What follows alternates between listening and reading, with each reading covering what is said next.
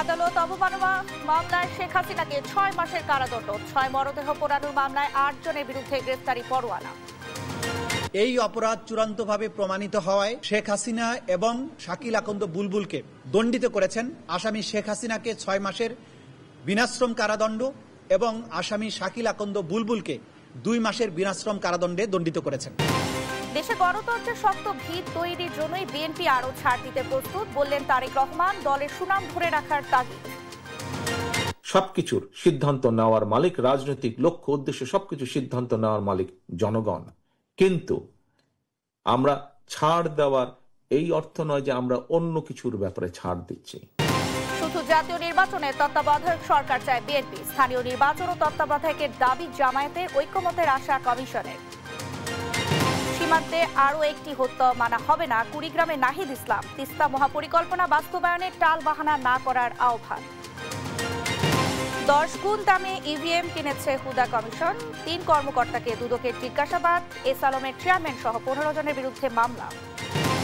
ডলারের নজিরবিহীন দর পতনে নড়বড়ে মার্কিন অর্থনীতি। ট্রাম্পের ভুল নীতিকে দুষছেন বিশ্লেষকরা। ব্যাপক হারে কমছে বিনিয়োগ। এবং নারী এশিয়ান কাপ বাছাইয়ের টানা দ্বিতীয় জয় বাংলাদেশে। র্যাঙ্কিংয়ে 73 ধাপ এগিয়ে থাকা মিয়ানমারকে হারালো 2-0 গোলে।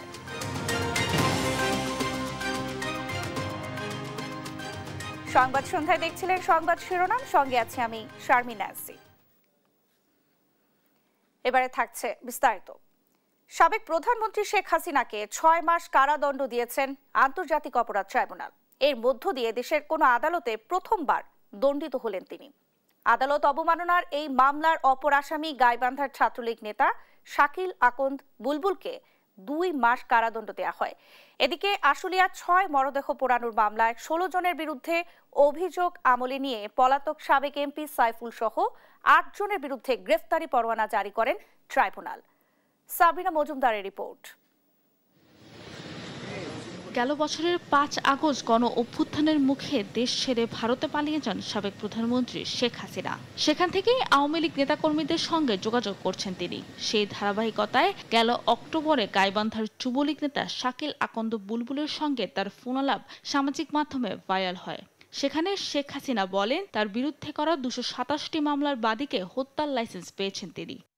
227টা মার্ডার কেস। আমি বলছি সবাই তালিকা করো, তোমরাও তালিকা করো, কারণ অন্তত 227 জনকে মারার লাইসেন্স পেয়ে গেছি। ফোনালাপের প্রেক্ষিতে আদালত অবমাননার অভিযোগ তোলা হয় ট্রাইব্যুনালে। পরে ট্রাইব্যুনালের নির্দেশে আসামিদের বিরুদ্ধে গ্রেফতারি পরোয়ানা, আত্মসমর্পণের জন্য পত্রিকায় বিজ্ঞপ্তি প্রকাশ ও আসামিদের পক্ষে আইনজীবী নিয়োগ দেওয়া হয়। পরে বুধবার শুনানি শেষে তাদের অনুপস্থিতিতেই রায় ঘোষণা করেন ট্রাইব্যুনাল। এতে শেখ হাসিনাকে 6 মাস এবং বুলবুলকে 2 মাসে বিনাশ্রম কারাদণ্ড দেওয়া হয়। এদিন আদালতে শোনানো হয় ওই কথোপকথন। চিফ প্রসিকিউটর তাজুল ইসলাম জানান, ফরেনসিকে অডিওর সত্যতা মিলেছে। এর মাধ্যমে 227 মামলার বাদী, সাক্ষী, প্রসিকিউশন ও ট্রাইব্যুনালকে হুমকিও দেওয়া হয়েছে। তদন্ত সংস্থা আদালতকে জানায় আওয়ামী লীগের সাইবার গ্রুপ এ টিমের মাধ্যমে অনলাইন মিটিং করা হয়। তাদের ফেসবুক গ্রুপও আছে। শেখ হাসিনার যে তর্কিত যে কনভারসেশন, সেটিকে আমরা পুলিশের ক্রিমিনাল ইনভেস্টিগেশন ডিপার্টমেন্ট অর্থাৎ সিআইডির মাধ্যমে পরীক্ষা নিরীক্ষা করিয়েছি। তারা পরীক্ষা করে রিপোর্ট দিয়েছেন যে এই কনভারসেশনের যে 2জন ব্যক্তির বক্তব্য আছে, সেই কণ্ঠস্বর দুটি, একটি শেখ হাসিনার এবং একটি শাকিল আকন্দ বুলবুলের, এবং এই কনভারসেশনটি এআই জেনারেটেড নয়। যেদিন তারা আত্মসমর্পণ করবেন অথবা পুলিশ কর্তৃক ধৃত হবেন, তারপর থেকে এই সাজা কার্যকর হবে। পরে শেখ হাসিনার পক্ষে বক্তব্য তুলে ধরেন রাষ্ট্রনিযুক্ত আইনজীবী। বলেন এমন অভিযোগ ঠিক হয়নি। আইনি মতামত তুলে ধরেন অ্যামিকাস কিউরিও। পত্রিকায় এটা একটা ইথারের মাধ্যমে এই বক্তব্যগুলো এসছে। এই যে বক্তব্যগুলি যে ইথারের মধ্যে এসছে, এইগুলির মধ্যে বিভিন্ন পত্রিকায় বিভিন্ন রকমের কথা এসছে। এই যে ডিসক্রিমিনেশন আছে, এই ডিসক্রিমিনেশনের কারণে এটার সঙ্গে আমি দ্বিমত পোষণ করেছি। এদিকে আশুলিয়ার 6 মরদেহ পোড়ানোর ঘটনায় 16 জনের বিরুদ্ধে অভিযোগ আমলে নিয়েছেন ট্রাইব্যুনাল। সেই সঙ্গে এই মামলার পলাতক আসামি সাবেক এমপি সাইফুল ইসলাম সহ 8 জনের বিরুদ্ধে গ্রেফতারি পরোয়ানা জারি করা হয়। সাবরিনা মজুমদার, দেশ টিভি, ঢাকা। গণতন্ত্রের শক্ত ভিত তৈরির জন্যই বিএনপি ছাড় দিয়ে আসছে। জনগণ চাইলে এখনো ছাড় দিতে প্রস্তুত বলে জানিয়েছেন দলটির ভারপ্রাপ্ত চেয়ারম্যান তারেক রহমান।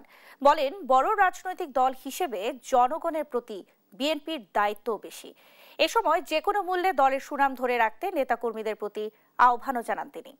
নিয়াজ মোর্শেদের প্রতিবেদন। দীর্ঘ 23 বছর পর পটুয়াখালী জেলা বিএনপির ত্রিবার্ষিক সম্মেলন ও কাউন্সিল। বুধবার সকাল থেকেই দলে দলে যোগ দেয় ডেলিগেটরা। জাতীয় সঙ্গীত দিয়ে সম্মেলন শুরু হওয়ার পরে একে একে বক্তব্য দেন স্থানীয় বিএনপির নেতৃবৃন্দ সহ বিভাগীয় দায়িত্ব পালন করা নেতারাও। জনগণ তার ক্ষমতা দেখাতে পারে বা ক্ষমতা ব্যবহার করে একটা রাজনৈতিক দলের মাধ্যমে।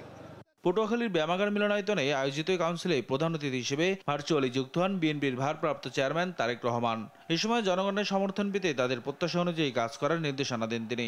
জনগণের সঙ্গে থাকুন, জনগণকে সঙ্গে রাখুন, জনগণের সাথে থাকুন, জনগণকে সাথে রাখুন। রাজনৈতিক কর্মীর মূল দায়িত্ব কি? মূল দায়িত্ব হচ্ছে মানুষকে খুশি রাখা, জনগণকে খুশি রাখা, জনগণের সমর্থন আপনার পক্ষে রাখা। তারেক রহমান বলেন, দেশের সবচেয়ে বড় রাজনৈতিক দল হিসেবে জনগণের প্রতি বিএনপির দায়িত্ব বেশি। তাই গণতন্ত্র প্রতিষ্ঠায় ছাড় দিয়ে আসছে, আরো ছাড় দিতে প্রস্তুত। বড় দল হিসাবে আমাদেরকে ছাড় দিতে হবে, কারণ আমাদের দায়িত্ব যেমন বেশি, ঠিক একইভাবে আমাদেরকে ছাড়ও দিতে হবে। আমরা ছাড় দিব। এবং আজকে এই কথাটি বলার মাধ্যমে যে কথাটি আপনাদের কাছে আমি তুলে ধরতে চাই, আমরা আমাদের নীতি, আদর্শ, লক্ষ্য, উদ্দেশ্য অবশ্যই আমরা জনগণের কাছে পৌঁছাবো।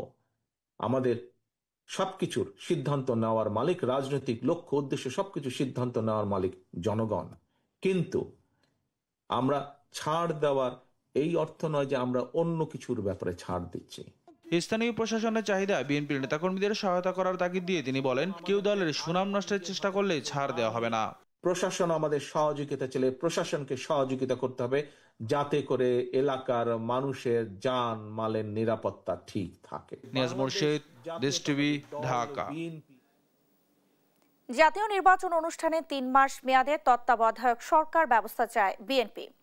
কোনো কারণে নির্বাচন বিলম্বিত হলে আরও 1 মাস বাড়ানো যেতে পারে বলে প্রস্তাব দিয়েছে দলটি। তবে তত্ত্বাবধায়ক সরকারের অধীনে স্থানীয় সরকার নির্বাচন চায় না দলটি। আর জাতীয় ও স্থানীয় 2 নির্বাচনই 4 মাস মেয়াদী তত্ত্বাবধায়ক সরকারের অধীনে চায় জামায়াতে ইসলামী। সাইফুল রিপনের প্রতিবেদন। ফরেন সার্ভিস একাডেমি মিলনায়তনে জুলাই আগস্ট অভ্যুত্থানে নিহত শহীদদের প্রতি শ্রদ্ধা জানিয়ে 1 মিনিট নীরবতা পালনের মধ্য দিয়ে শুরু হয় জাতীয় ঐকমত্য কমিশনের 2য় ধাপের 8ম বৈঠক। আলোচনার প্রথমার্ধে নির্বাচনী সীমানা নির্ধারণে নীতিগত সিদ্ধান্তে ঐকমত্যের দ্বার প্রান্তে পৌঁছানোয় আশার কথা জানান রাজনৈতিক দলের নেতারা। নির্বাচন কমিশন স্বাধীন হবে, নির্বাচন কমিশনের তত্ত্বাবধানে বিশেষায়িত কমিটি কাজ করবে, যাতে অবাধ, নিরপেক্ষ, বিশ্বাসযোগ্য নির্বাচন নিশ্চিত করা যায় এবং দেশব্যাপী ডিলিমিটেশন নিয়ে, সীমানা পুনর্নির্ধারণ নিয়ে কোন দলবাজি, অতীতে যে অভিজ্ঞতা, সেখান থেকে যাতে আমরা বেরিয়ে আসতে পারি। নির্বাচন কমিশনকে এনসিসি, যেটা সাংবিধানিক এবং সংবিধিবদ্ধকরণ যে প্রতিষ্ঠান নিয়োগ কমিটি, এর মাধ্যমে যেন নির্বাচন কমিশনকে শক্তিশালী করা হয়, এই বিষয়ে গণ অধিকার পরিষদ প্রস্তাবনা দিয়েছে। মধ্যাহ্ন বিরতিতে গুরুত্বপূর্ণ ইস্যুতে ঐকমত্য না এলে 3/4 মত ঐক্যের ভিত্তিতে সংস্কার প্রস্তাব বাস্তবায়নে জাতীয় ঐকমত্য কমিশন অথবা সরকার উদ্যোগ নেবে বলে প্রত্যাশার কথা জানান জামায়াতে ইসলামীর নায়েবে আমির। 5-7টা ইস্যু আছে, সেটা আরেকদিন আপনাদেরকে বলবো ইনশাআল্লাহ। এগুলোতে যেন আমরা ঐকমত্যে পৌঁছতে পারি। একেবারে পৌঁছতে না পারলে যদি দেখা যায় 3/4 লোক পৌঁছছে, মোর দেন 80% একমত হয়েছে, তো সেগুলোর ব্যাপারে নিশ্চয়ই government and commission will fix up some strategy এটাকে কমপ্লিট করার জন্য। তবে আমরা অত্যন্ত দৃঢ়ভাবে বলতে চাই, আমরা জুলাই সনদের পক্ষে এবং জুলাই সনদ স্বাক্ষরিত করতে হবে। দ্বিতীয়ার্ধের আলোচনায় তত্ত্বাবধায়ক সরকার ব্যবস্থা ফিরিয়ে আনা সহ এর গঠন, মেয়াদ ও কার্যক্রম নিয়ে আলোচনা করেন রাজনৈতিক দলের নেতারা। পরে এ নিয়ে সংবাদ মাধ্যমে কথা বলেন তারা। সরকার নির্বাচন তত্ত্বাবধায়ক সরকার করবে, এই প্রশ্নে আমরা একমত হইনি। বৈঠকে আলোচনার বিষয়বস্তু নিয়ে কথা বলেন এনসিপির সিনিয়র যুগ্ম মহাসচিব আরিফুল ইসলাম আদিব। নির্বাচন কমিশনের অধীনেই একটি বিশেষায়িত কমিটি হবে, যেটি সংবিধানের 119(1) গ এর সাথে সংযুক্ত করা হবে। ডিটেলস কোন কোন প্রক্রিয়ায় যুক্ত হবে, তা আমরা ঐক্যমতের স্বার্থে সেই বিষয়টি আমরা পুনর্বিবেচনা করব আমাদের পরবর্তী ফোরামের মাধ্যমে। আর আরেকটি বিষয় সবাই একমত হয়েছে যে সকল দলই তত্ত্বাবধায়ক সরকারের বিষয়ে একমত হয়েছে। বৈঠকের বিষয়ভিত্তিক আলোচনার ইস্যুতে দলীয় অবস্থান তুলে ধরেন বিএনপির স্থায়ী কমিটির সদস্য সালাউদ্দিন আহমদ। আমাদের দলের নামে বা বিএনপির জন্য সহযোগিতা হচ্ছে না, এই তকমাটা যেন আমাদের না লাগে। আমরাই সর্বোচ্চ সহযোগিতা করে যাচ্ছি একটা জাতীয় ঐক্যমত্যে আসার জন্য। তো 100% প্রপোজালে যদি একমত হতে বলে আলোচনা তো দরকার নাই, সবাই বলে দিতে পারে যে এই প্রস্তাব দিলাম, সবাই একমত হোক। আমরা জাতির জন্য যেটা কল্যাণকর এবং দেশের জন্য যেটা মঙ্গলজনক এবং যেটা বাস্তবায়ন করা যোগ্য, সেই বিষয়ে আমরা মতামত। অসম্পূর্ণ আলোচনা শেষ করে ঐকমত্যে পৌঁছাতে ফরেন সার্ভিস একাডেমিতে আবার বসবে জাতীয় ঐকমত্য কমিশনের বৈঠক। সাইফুল রিপন, দেশ টিভি, ঢাকা। 5 আগস্টকে জুলাই গণ অভ্যুত্থান দিবস ঘোষণা করে ওই দিন সাধারণ ছুটি ঘোষণা করেছে অন্তর্বর্তী সরকার। এছাড়া 16 জুলাইকে জুলাই শহীদ দিবস ঘোষণা করেছে সরকার। বুধবার মন্ত্রিপরিষদ বিভাগ থেকে এই সম্পর্কিত প্রজ্ঞাপন জারি করা হয়। প্রজ্ঞাপনে বলা হয় 5 আগস্ট জুলাই গণ অভ্যুত্থান দিবস হিসেবে পালনের জন্য জাতীয় ও আন্তর্জাতিক দিবস পালন সংক্রান্ত মন্ত্রিপরিষদ বিভাগের 21 অক্টোবর 2024 তারিখের পরিপত্রে ক শ্রেণীভুক্ত করার সিদ্ধান্ত গ্রহণ করা হয়েছে। 16 জুলাই জুলাই শহীদ দিবস হিসেবে পালনের জন্য একে খ শ্রেণীভুক্ত দিবস হিসেবে অন্তর্ভুক্ত করার সিদ্ধান্ত গ্রহণ করেছে সরকার। মিথ্যা তথ্য প্রতিরোধ ও নৈতিক মান বজায় রেখে গণমাধ্যমকে সহায়তার জন্য একটি কার্যকর ব্যবস্থা গড়ে তুলতে জাতিসংঘের প্রতি আহ্বান জানান প্রধান উপদেষ্টা ডক্টর মোহাম্মদ ইউনূস। বুধবার রাষ্ট্রীয় অতিথি ভবন যমুনায় ইউনেস্কোর বাংলাদেশ প্রধান ও প্রতিনিধি সুশান ভাইস এবং ইউনেস্কোর freedom of expression and safety of journalist সেকশনের সিনিয়র প্রজেক্ট অফিসার মেহেদি বেনচালা প্রধান উপদেষ্টার সঙ্গে সৌজন্য সাক্ষাতে গেলে তিনি এই আহ্বান জানান। মুক্ত, স্বাধীন ও বহুমাত্রিক গণমাধ্যম ইস্যুতে বাংলাদেশের অবস্থান মূল্যায়ন শীর্ষক প্রতিবেদন প্রকাশ উপলক্ষে ইউনেস্কোর কর্মকর্তারা প্রধান উপদেষ্টার সঙ্গে সাক্ষাৎ করেন। প্রতিবেদনটি যৌথভাবে প্রস্তুত করেছে জাতিসংঘ উন্নয়ন কর্মসূচি ইউএনডিপি ও ইউনেস্কো। এদেশে ভারতের দালালির দিন শেষ উল্লেখ করে সীমান্তে আর একটি হত্যাকাণ্ড মেনে নেওয়া হবে না বলে জানান জাতীয় নাগরিক পার্টির আহ্বায়ক নাহিদ ইসলাম। জুলাই পদযাত্রার দ্বিতীয় দিনে কুড়িগ্রামের পথসভায় এই হুঁশিয়ারি দেন তিনি। তিস্তা মহাপরিকল্পনা বাস্তবায়নে কোনো টালবাহানা না করারও আহ্বান জানান নাহিদ ইসলাম। কুড়িগ্রাম থেকে আলিমুজ্জামান সাফওয়ানের রিপোর্ট।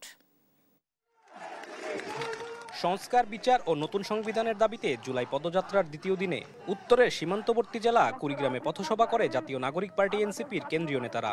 এ সময় স্থানীয়দের দুঃখ দুর্দশার খোঁজ নেন দলের আহ্বায়ক নাহিদ ইসলাম।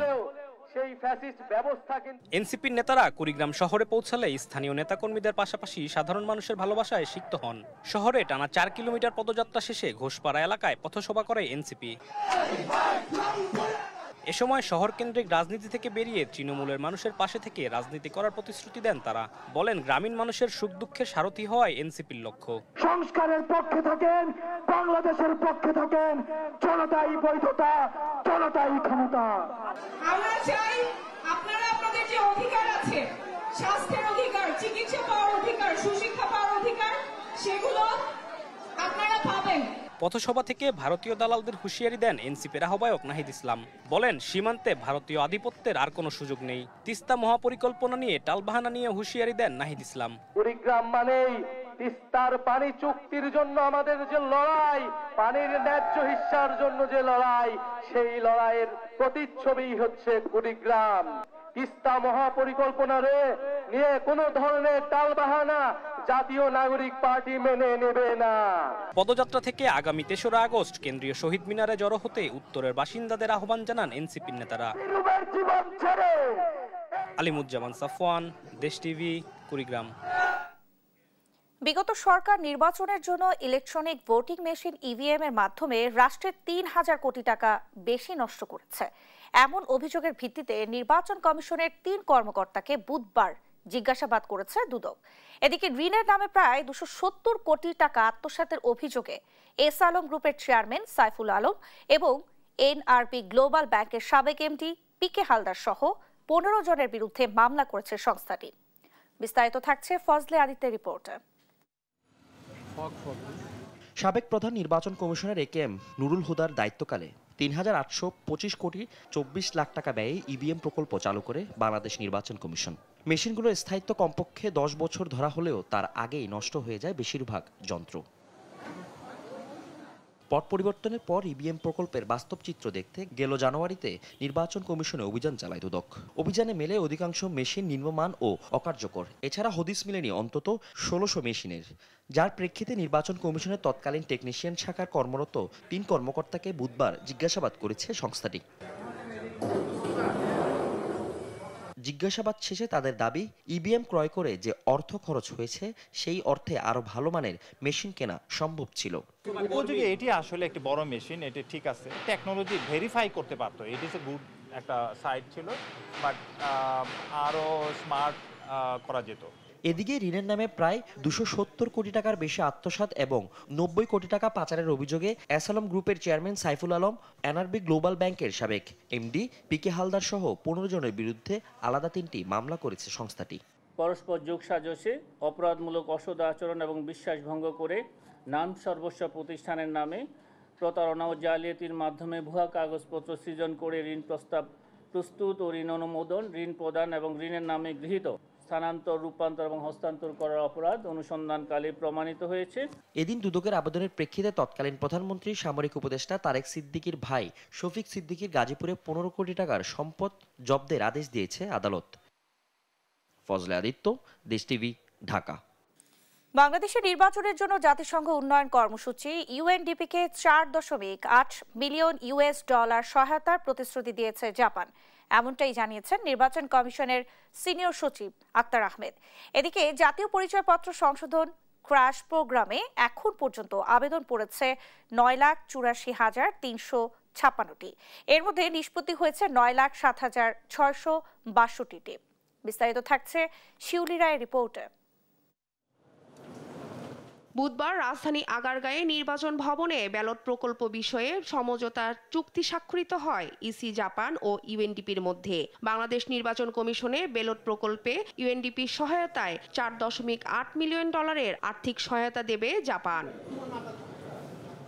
পরে জাপানের রাষ্ট্রদূত বলেন, গণতন্ত্রের সংকট মোকাবেলায় বাংলাদেশের পাশে থাকবে জাপান। আর ইউএনডিপির পক্ষ থেকে জানানো হয়, দেশের ইতিহাসে সবচেয়ে ভালো নির্বাচন আয়োজনে সহায়তা দেবে UNDP. Bangladesh is at a critical juncture in its democratic journey, and we believe that free, fair, and inclusive elections are essential to building a more peaceful and resilient society. Through this assistance, Japan reaffirms its commitment to supporting the people of Bangladesh in realizing their democratic aspirations. January this year to together with the authorities look at what kind of support the United Nations could provide for the upcoming Bangladeshi elections. নির্বাচনের জন্য বাংলাদেশের UNDP সহায়তায় Japan $4.8 million দেওয়ার প্রতিশ্রুতি দিয়েছেন বলে জানিয়েছেন ইসির সিনিয়র সচিব আক্তার আহমেদ। $4.8 মিলিয়ন কমিট করেছেন। I repeat, 4.8 million approximately commit করেছেন যে ওনারা আমাদেরকে এই প্রসেসে দিবেন।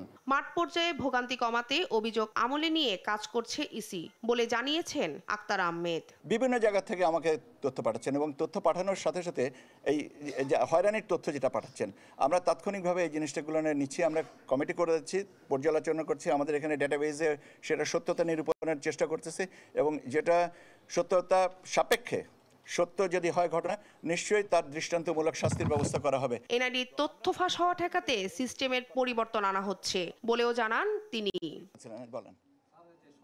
শিউলি রায়, দেশ টিভি, ঢাকা। চট্টগ্রাম বন্দরের নিউ মুরিং কন্টেইনার টার্মিনাল পরিচালনায় সরকার 6 মাসের জন্য নৌবাহিনীকে দায়িত্ব দেওয়ার সুপারিশ করেছে বলে জানালেন নৌ পরিবহন উপদেষ্টা এম সাখাওয়াত হোসেন। টার্মিনাল পরিচালনার দায়িত্ব বিদেশিদের হাতে দেওয়ার জন্য আলোচনা চলছে জানিয়ে উপদেষ্টা বলেন, দেশের ক্ষতি হয় এমন কোনো সিদ্ধান্ত নেবে না সরকার। তৌফিক মাহমুদ মুন্নার রিপোর্ট। সরকারের নাকি বিদেশি সংস্থা, কারা পরিচালনা করবে চট্টগ্রাম বন্দর, এ নিয়ে আলোচনা সমালোচনা বেশ কয়েকদিন ধরে চলছিল। দফায় দফায় বৈঠক করেছিলেন সরকারের সংশ্লিষ্ট কর্তৃপক্ষ। তারই ধারাবাহিকতায় বুধবারও চট্টগ্রাম বন্দর ব্যবস্থাপনা নিয়ে বৈঠকে বসেন নৌ পরিবহন উপদেষ্টা সহ বন্দর কর্তৃপক্ষ। বৈঠক শেষে সাংবাদিকদের নৌ পরিবহন উপদেষ্টা বলেন, চট্টগ্রাম বন্দরের নিউ মুরিং কন্টেইনার টার্মিনাল পরিচালনায় 6 মাসের জন্য নৌবাহিনীকে দায়িত্ব দেওয়ার জন্য সুপারিশ করা হয়েছে। পোর্ট হ্যাজ ডিসাইডেড, পোর্ট কিন্তু অপারেটর নিয়োগ করে। আমাদের তরফ থেকে পোর্টকে অথরাইজ করা হয়েছে, আমাদের এবং সরকারের তরফ থেকে পোর্ট যে কাউকে নিয়োগ দিতে পারে, কিন্তু এই অল্প সময়ের জন্য আমরা যেটা পোর্টকে সাজেস্ট করেছি যে নেভিকে দেওয়া হোক, এবং সেটা এএফডি থেকেও সাজেশন চলে যাবে। সেই জন্য ওনারা নেভির সাথে কন্ট্যাক্ট করেছেন।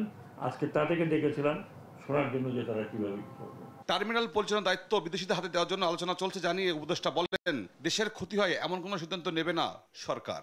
মিডল ইস্টের এরা খুব ইন্টারেস্টেড টু ইনভেস্ট, এবং টাকা এদের কাছেই আছে, এদের কাছেই টাকা আছে। আবুধাবি, সৌদি আরবিয়া, দুবাই, সারা দুনিয়া আসে এদের জন্য। হ্যাঁ, আপনাদের ফিল্ম স্টারটা গিয়ে ওখানে কত টাকা দিয়ে ফ্ল্যাট কিনতেছে। তো আমি যেটা রিকোয়েস্ট করেছি, আমি আগেও বলেছি যে আমাদের বা আমরা এই সরকার, আমরা তো টেম্পোরারি, আমরা 2 দিন পরে চলে যাবো। আমরা কি এখানে দেশ বিক্রি করে দেওয়ার জন্য আসছি নাকি? তাহলে আরেক গভর্নমেন্ট এসে কি করবে? তো এগুলো আমি জানি না এই কথাগুলো কেন ওঠে। টার্মিনাল পরিচালনায় বিদেশি বড় কোনো কোম্পানি দায়িত্ব দিলেও বিশেষজ্ঞ জনবল নিয়োগ হবে বাংলাদেশ থেকে, জানান নৌ পরিবহন উপদেষ্টা। তৌফিক মাহমুদ মুন্না, দেশ টিভি, ঢাকা। গেল বছরের চেয়ে এবার 15 লাখ টন বেশি বোরো ধান উৎপাদন হয়েছে বলে জানিয়েছেন কৃষি ও স্বরাষ্ট্র উপদেষ্টা জাহাঙ্গীর আলম চৌধুরী। বুধবার রাজধানীর খামারবাড়িতে কৃষি মন্ত্রণালয়ের প্রকল্পগুলোর সার্বিক অগ্রগতি মূল্যায়ন সংক্রান্ত সভা শেষে এই তথ্য জানান তিনি। উপদেষ্টা আরও বলেন, ইট ভাটা অন্যান্য কারণে জমির টপ সয়েল নষ্ট হচ্ছে, যা খাদ্য উৎপাদনের জন্য হুমকি। কীটনাশক ব্যবহার হ্রাস সহ জমির টপ সয়েল রক্ষায় আরও সচেতন হওয়ার আহ্বান জানান তিনি।